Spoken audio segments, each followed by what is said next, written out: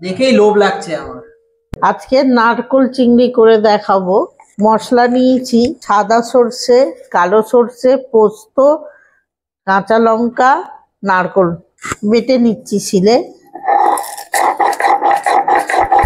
আধ ঘন্টা হয়ে গেছিল, চিনি, নুন আর হলুদ মাখিয়ে রেখেছি। ওতে ওই মশলাটা দিয়ে দিচ্ছি, সর্ষের তেল, সামান্য একটু চিনি, ভালো করে মাখিয়ে নিচ্ছি। এই যে নারকোল, ওর মধ্যে চিংড়ি দিয়ে দিচ্ছি। এভাবে একটা পর একটা ভালো করে সাজিয়ে নেব।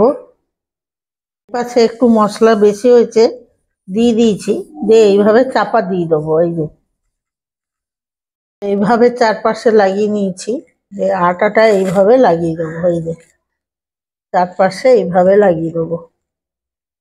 এই যে একটু চওড়া করে আটাটা লাগাবেন, আটা হোক ময়দা হোক। এই যে এইভাবে বসিয়ে দেবেন। এই যে গ্যাসটা মিডিয়ামে থাকবে। এই পাশটা উল্টিয়ে দিচ্ছি, দেখেছেন?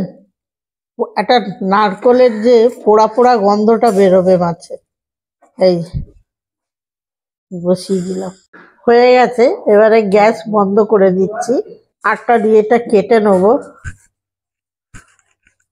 এরকম বার করে নেবো সব।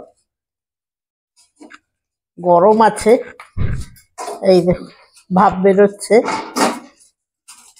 গরম ভাতে না খেতে খুব ভালো লাগবে। এই যে খুলে নিচ্ছি এইভাবে, দেখেছেন?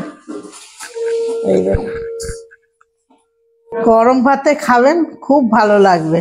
পাথুরির থেকে এইটা দেবেন, এবার পোড়া পোড়া গন্ধ হবে, ভাল লাগবে গরম ভাতের সঙ্গে খেতে।